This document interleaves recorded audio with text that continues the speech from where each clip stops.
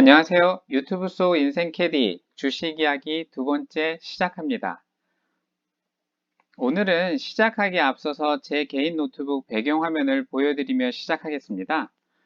제가 가장 좋아하는, 아니 잊지 않으려고 노력하는 문구인데요. 주식시장은 돈을 이동시키기 위한 시스템 혹은 장치인데 참을성 없는 사람의 돈을 참을성 있는 자의 계좌로 옮겨준다고 하네요. 여러분도 참을성 갖고 장기간 투자하시어 성공하시기 바랍니다. 자, 그럼 미리 예고했던 미국 주식 관리하는 방법에 대해서 오늘은 제 이야기를 해드리도록 하겠습니다. 그냥 좋은 주식 사서 아무 생각 없이 오랫동안 갖고 있으면 되는 거 아닌가요? 아, 맞습니다. 그렇게 하시면 되고요. 하지만 변동성이 큰 주식 시장에서 대부분의 개인 투자자들은 그 상황을 견디기가 어렵습니다. 견딜 수 있다고요? 만약 그렇다면 정말 부자 되실 자격이 있고요. 하지만 본인은 그렇지 않다 싶으면 제가 소개해드리는 최소한의 관리 방법 한번 들어보시기 바라겠습니다.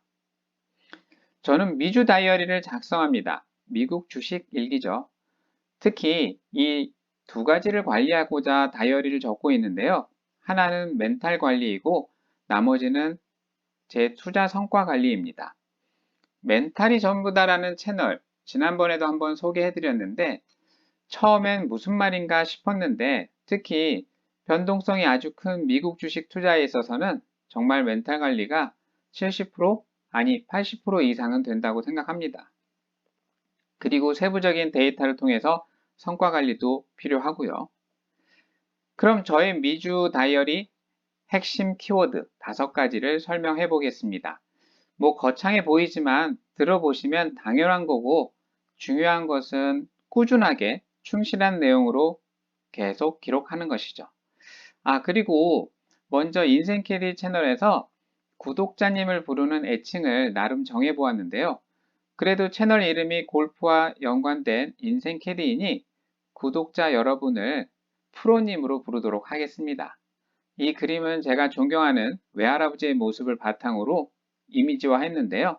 여러분은 더 멋진, 더 예쁜 모습의 프로님으로 생각하시면 되겠습니다.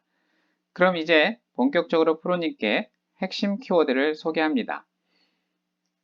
첫 번째는 감정 변화 일지입니다. 가장 중요합니다. 주가의 변화에 따라 투자자는 감정 변화가 아주 심하게 생깁니다. 그런데 이러한 감정 변화로 올바른 선택이 아닌 잘못된 선택을 하는 경우가 너무 많고요.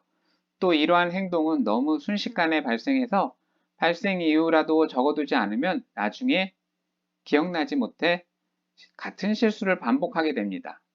두 번째는 투자 비중을 관리하고요. 그 다음에 매수 매도 평단가를 관리합니다. 이거 증권계좌 어플이 모두 해주는 거 아닌가요? 그렇게 생각하실 수도 있는데 저 같은 경우에는 좀 더 자세한 기록을 남겨서 평단가 관리를 하고 있습니다. 네 번째는 리스크 관리. 이거는 불안과 공포에서 심리적인 압박을 견뎌내기 위해 만든 방법입니다.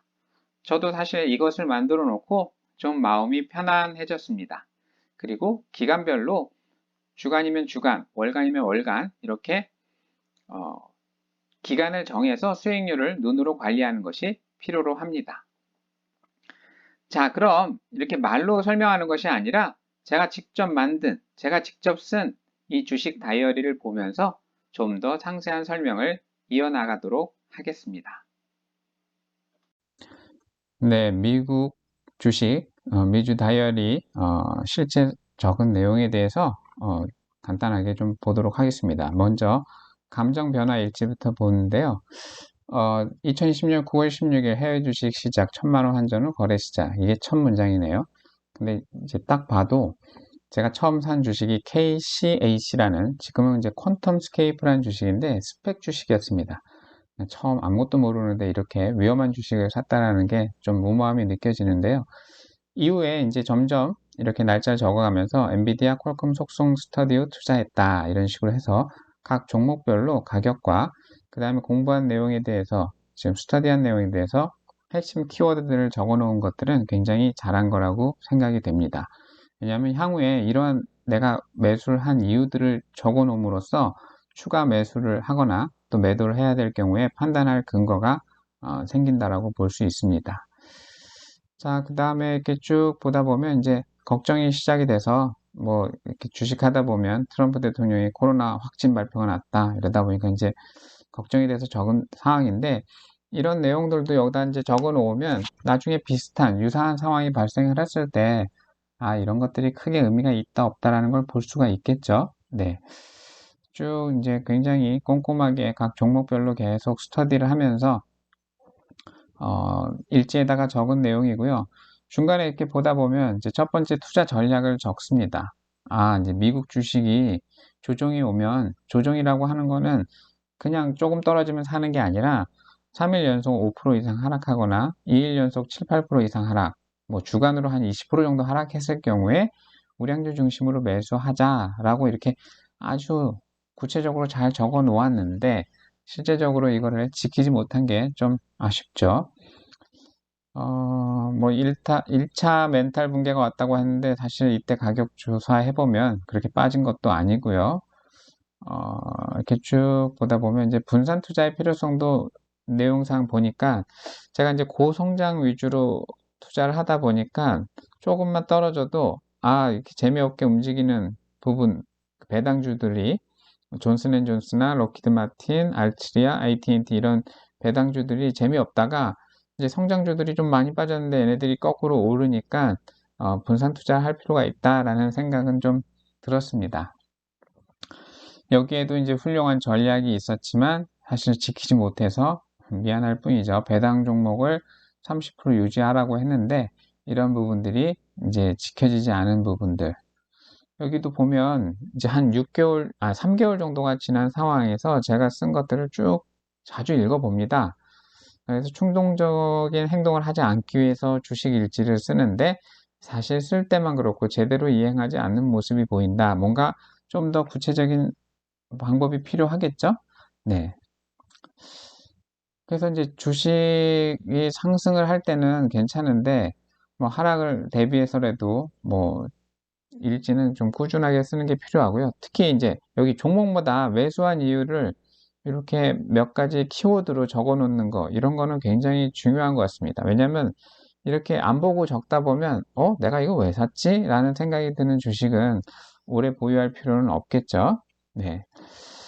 그리고 이제 포트폴리오를 이제 2020년 12월 말에 한번 바꾸는데, 이때도 이제 제가 봤을 때는 지금 뭐 포트폴리오가 사실은 이때 이제 정립이 됐다라고 볼 수 있는데, 뭐 태양광이 좀 확장이 되고, 그 다음에 5G 인공지능 자율주행 시장이 이제 올 거며, 바이오 시장 성장이랑 헬스케어 분야는 원격 진료가 좀 커질 거다.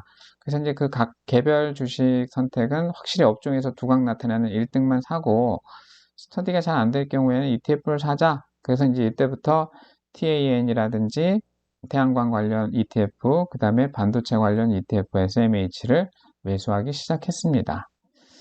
또 이렇게 보면 중간중간에 내 돈이 어디에 얼마큼이 있는지, 어떻게 이렇게 유용할 수 있는지를 미리미리 파악을 해두는 게 굉장히 중요합니다. 그래야지 조정장에 또 분할 매수를 할 수 있는 상황이 되겠죠. 이렇게 좀 길게 쓴 날은 조정이 왔다라고 보시면 됩니다.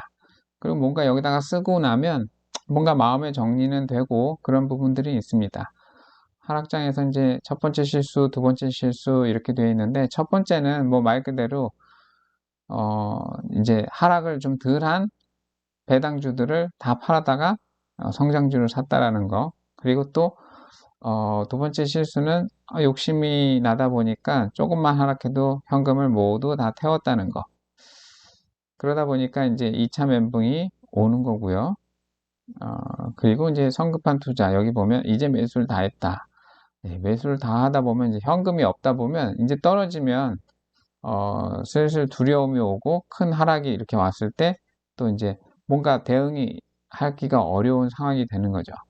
그래서 이제 3차 멘붕이 왔네요. 미국 주식을 하면서 가장 큰 하락을 맛본 하루였다. 뭐 이런 상황을 이렇게 쭉 적는 겁니다. 뭐 주저리. 네.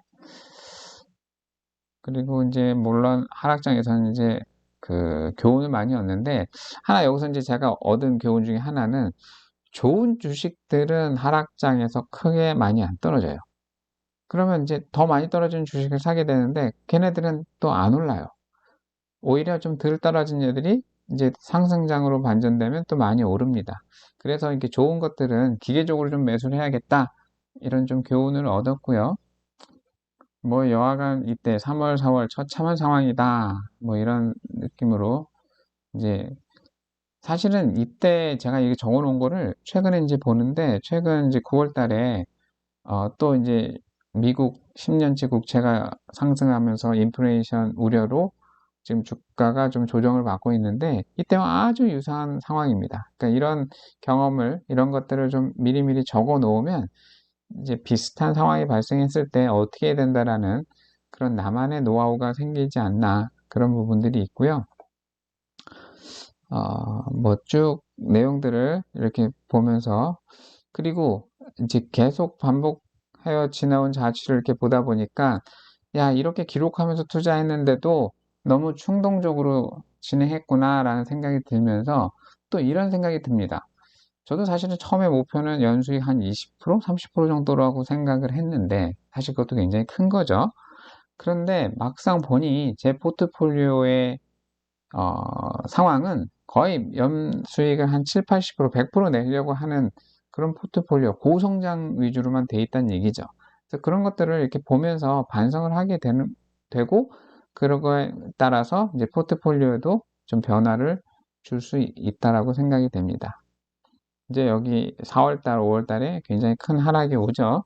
이따 뒤에 가서 좀 실제 숫자로 보여드리겠지만, 이렇게 다시 요즘 주식이 재미없고 짜증난다, 뭐 무지하게 하락한다, 인플레이션 우려로 미국 주식이 폭락했다.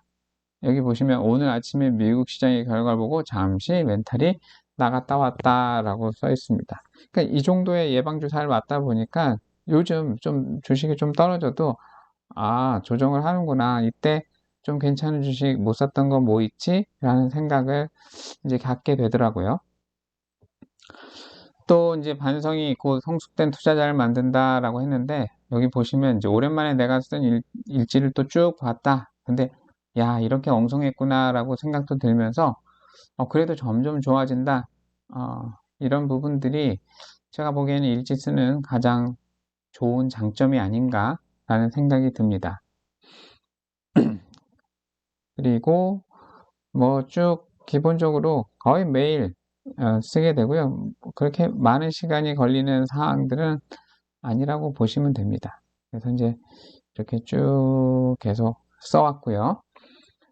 그 다음에 이 투자 비중, 달러 투자 관련된 투자 비중은 뒤에 가서 좀 제가 표로 만든 걸로 다시 보여드리고요. 여기 이제 매수 매도 부분인데 저는 모든 주식을 한 주 산 거래도 얼마에 샀는지 이런 부분들을 좀 적어 놓았습니다. 이것도 이제 하나의 방법인데, 뭐 저만의 방법인데, 물론 증권 계좌에 평균 단가가 나오긴 하지만, 사실은 만약에 이제 분할 매도를 할 경우에 안전 마진이라는 걸 갖기 위해서 평단가를, 이제 선입선출로 매도가 되지는 않기 때문에 과거에 좀 높이 산 가격들을 매도했다라는 관점에서 계산을 해서 이 부분을 제 평균 단가로 적어 놓으면 나중에 좀 하락 시 이런 걸 지킬 수 있어서 뭔가 멘탈적으로 도움이 된다라고 생각이 됩니다. 자, 이번에는 리스크 관리에 관련된 부분인데요. 이거는 제가 이제 계속 하락장을 경험을 하다 보니까 하락을 하게 되면 이걸 언제 사지? 라는 생각이 들고 또 사도 또 어느 정도 되면 팔아야 되는데 또 오를 것 같으면 계속 오르는데 이걸 왜 팔지? 이런 생각에 나중에 이렇게 숫자로 보게 되면 높은 가격에 팔고 낮은 가격에 사야 되는데 낮은 가격에 팔고 높은 가격에 사는 약간의 그런 부분도 발생을 하게 됩니다. 그래서 이렇게 주기적으로 하락장이 되는 그 달에는 그 각 종목별로 내가 갖고 있는 부분에 5% 하락 시, 10% 하락 시, 20% 하락 시 얼마큼씩을 추매를 하고 상승할 경우에는 그 얼마 정도 상승했을 경우에 현금 확보를 위해서 얼마큼의 주식을 판단하는 것을 아예 표로 만들어서 이렇게 갖고 있으면 실제적으로 하락장이 왔을 때, 요 가격이 왔는지라고 보고 기계적으로 매수를 할 수 있는 그런 부분이 있습니다. 그러면 하락장에서도 그렇게 이거 어떡하지라는 그런 두려움이 좀 없어지는 그런 좋은, 장점이 있다라고 생각이 되고요. 그 다음에 이제 마지막으로 요 기간별 성과에 대해서만 좀 설명을 드리고, 이제 아까 설명 못 드렸던 투자 비중에 대해서 설명드리고 마무리하겠습니다. 이거는 제가 이제 주간으로 계속 성과 관리를 해본 겁니다. 물론 여기에 쭉 앞에 이제 투자액, 투자 금액 뭐 이런 식으로 쭉 다 있지만 결과적으로 여러분들이 궁금해하실 사항은 그 금액보다는 S&P 500 요거를 이제 벤치마킹 지표로 해서 나의 주식 포트폴리오의 성과가 몇 프로 올랐고 누적은 얼마다. 그다음에 또 환율 변동에 따라서 이제 다른 부분이고요. 각 주마다 처음에는 이제 5% 이상의 변동성이 있었을 경우에 리마크를 적었는데 그 이후에는 그냥 그 한 주에 대한 저만의 어떤 뉴스 리마크를 여기다가 적었습니다. 여기 보시면 굉장히 상승, 41%까지 상승을 했었는데 사실은 이때 많은 돈들을 다 태웠기 때문에 실제적으로 빠질 때 사실은 더 많은 하락을 있었고 그다음에 이렇게 보시면 제 포트폴리오가 어떤 성향을 갖다라는 거를 여기서 알 수 있는 게 여기 보시면 이렇게 주식이 처음에 이제 뭐라 그럴까 그 베타 성향이 낮은 그 다음에 이제 배당주도 갖고 있을 경우에는 7% 오르면 8% 오르고 5% 빠지면 5% 떨어지고 이런 식으로 가다가 점점 이제 제 성향이 어떻게 변하냐면 1% 지수는 1% 올랐는데 제 건 8%나 오릅니다. 거꾸로 지수는 빠졌는데 제 건 오릅니다. 이런 식으로 굉장히 오르는 장세에서는 훨씬 더 이득을 보죠. 그렇지만 이제 2021년으로 바뀌면서 이제 2월, 5월 달에 하락장에서 보면 이렇게 주식이 하락을 0.7%밖에 하락을 안 했는데 제 거는 3%, 2% 빠졌는데 제 거는 12%. 지수는 이제 회복을 해가지고 0.8% 상승을 했는데 제 건 10%나 빠지는 이러한 베타가 굉장히 높은 성향을 보인다라는 것을 이제 알게 되는 거죠. 네, 마찬가지로 이제 그러다 보니까 이렇게 지수가 나름 어느 정도 견고하게 이렇게 버텼는데도 불구하고 제 거는 이제 빠지는 그런 상황이 발생을 할 수가 있는 거죠. 그래서 이제 각 주별로 이거 정리하는데 그렇게 오래 걸리지도 않고요. 그 다음에 이런 식으로 이제 한 주 만에 그런 내용들을 이제 적으면서 요때 어떤 상황이 발생을 했구나. 요 근래 내용과 비교해서 본다라고 하면 그때 5월 달에 그 인플레이션 우려로 하락의 끝은 어디냐라고 이렇게 3주 연속으로 빠졌지만 그다음부터는 조금씩 반등을 하고 또 이제 그러다 보니까 전체적으로 또 상승의 형태로 가져가는 부분을 볼 수 있습니다.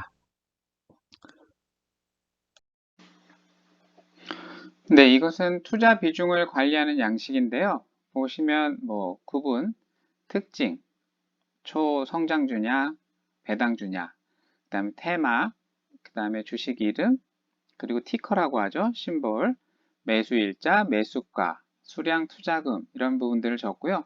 자동으로 원래 총 투자금 대비 얼마의 비중으로 투자되고 있다는 게 자동으로 계산되도록 만들어 놓았습니다. 여기 좀 특이한 부분은 매도를 했을 경우에 보유일수를 어느 정도 했는지를 알아볼 수 있도록 만들어 놓았는데요. 처음 저도 매수하면 한 최소 3년간은 팔지 않으려고 했는데 초기에는 투자 전략도 변경되고 포트폴리오 리밸런싱도 하면서 매도도 많이 했네요. 보유일수도 그렇게 길지 않고요. 하지만 제가 주로 하고 있는 엔비디아나 텔레닥, 테슬라 같은 경우에는 아직 매도하지 않고 잘 버티고 있습니다. 또한 맨 마지막에 비고란에 이 투자에 대한 전략 포인트를 간략하게 적도록 되어 있어서 이러한 부분들이 중요하다고 생각됩니다. 자, 잘 보셨나요? 오늘 시간이 너무 길어서 사실은 이번 영상에서 다 보여주지 못한 거는 바로 다음 영상에서 예고해드린 내용들을 올리도록 하겠습니다. 제가 소개해드린 영상과 함께 프로님들만의 어떤 미주 다이어리를 직접 만들어서 적용해 보시면 아마도 본인 그 스타일대로 업그레이드 되면서 좋아지지 않을까 생각됩니다. 제가 만든 게 필요하다면 메일 주시면 공유도 해드리도록 하겠습니다. 오늘도 끝까지 들어주셔서 감사하고요. 구독, 좋아요, 알람 설정해 주시고 질문 또는 의견은 댓글로 부탁드립니다. 프로님, 홀아웃합니다.